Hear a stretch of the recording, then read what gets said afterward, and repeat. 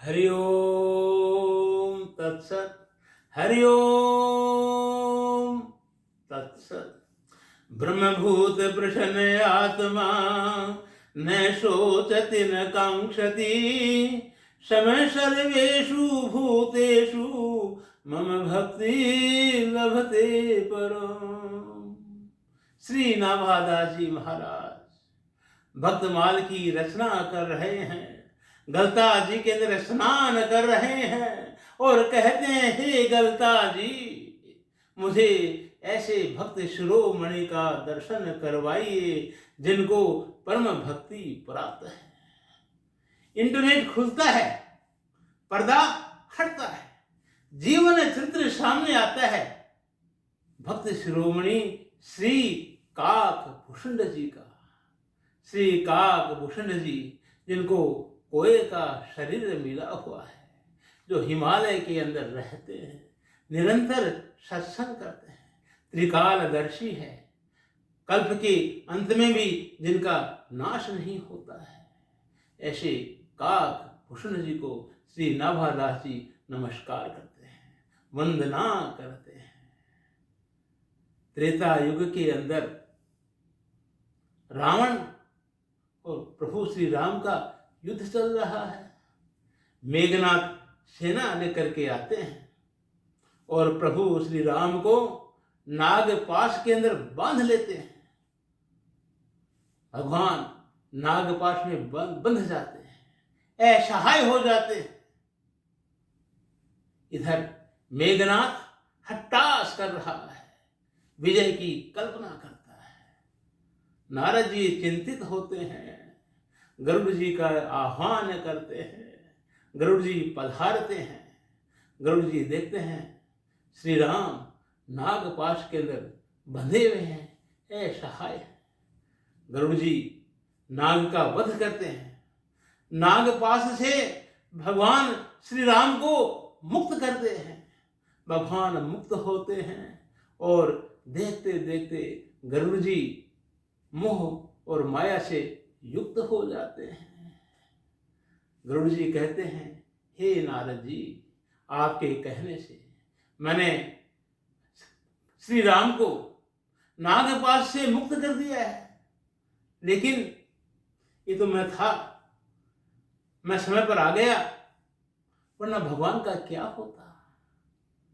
हे नारद जी, आप कहते हैं ये श्री राम ब्रह्म के अवतार हैं, लेकिन मैंने तो ब्रह्म का इनके अंदर कोई लक्षण नहीं देखा।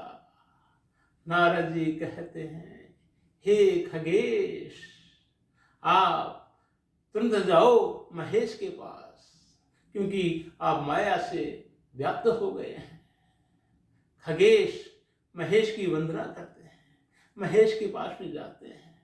महेश को दया आती है और महेश कहते हैं, हे खगेश, हिमालय के अंदर काक भूषण जी रहते हैं, आप हिमालय के अंदर जाओ, उनके साथ में सत्संग करो।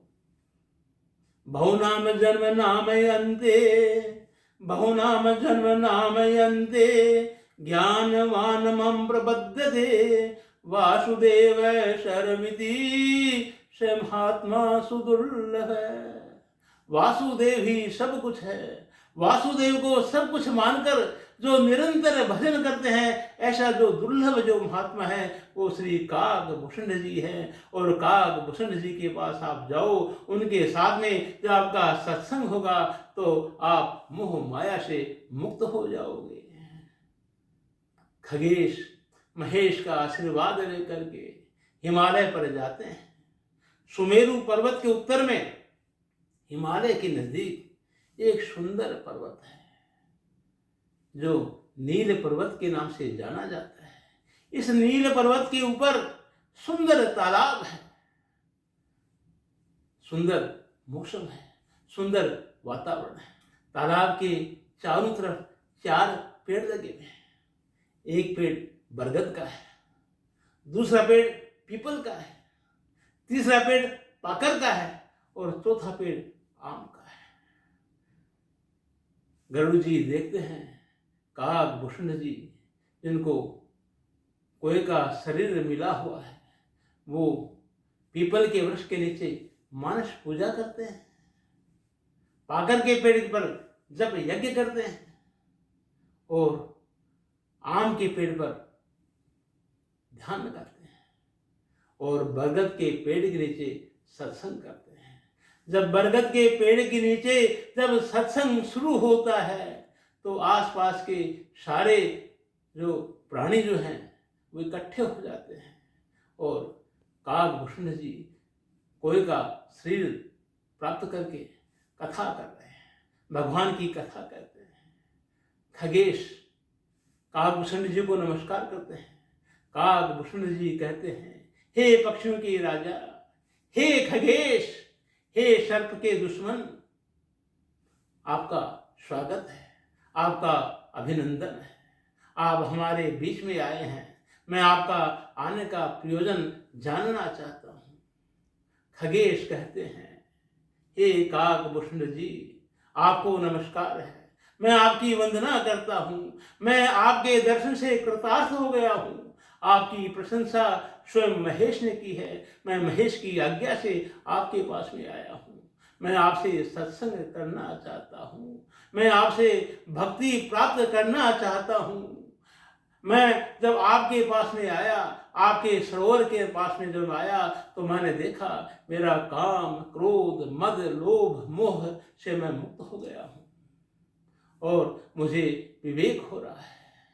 काकभूषण जी कहते हैं, हे खगेश, हे खगेश, ये मेरा अनुभव है कि भगवान के सत्संग के बिना कलेश जो है वो दूर नहीं होता है।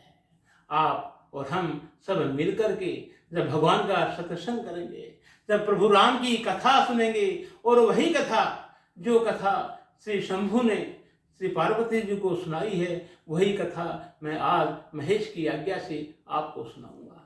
जब महेश की आज्ञा से जब काकभूषण जी ने गरुड़ जी को जब भगवान श्री राम की जब कथा सुनाई तो खगेश को परम ज्ञान प्राप्त हो गया, परम भक्ति प्राप्त हो गया, परम योगी बन गए, कर्म योगी बन गए। और खगेश कहते हैं, हे काकभूषण जी, मैं आपसे कुछ प्रश्न पूछना चाहता हूँ। हे काकभूषण जी, हे भक्त शिरोमणि, आप ये बताइए कि आपने ये काग का शरीर क्यों धारण कर रखा है। हे काकभूषण जी, आपको ये दुर्लभ भक्ति किस प्रकार से प्राप्त हुई। हे काकभूषण जी, ये ज्ञान आपको कैसे प्राप्त हुआ। और इसके अतिरिक्त हे काकभूषण जी, मैं 7 प्रश्न आपसे पूछना चाहता हूँ। मेरा पहला प्रश्न ये है कि संसार के अंदर सबसे दुर्लभ शरीर कौन सा है। और दूसरा प्रश्न है, सबसे बड़ा सुख क्या है। और तीसरा प्रश्न है, सबसे बड़ा दुख क्या है।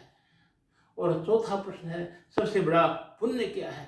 और 5वां प्रश्न है, सबसे भारी पाप क्या है।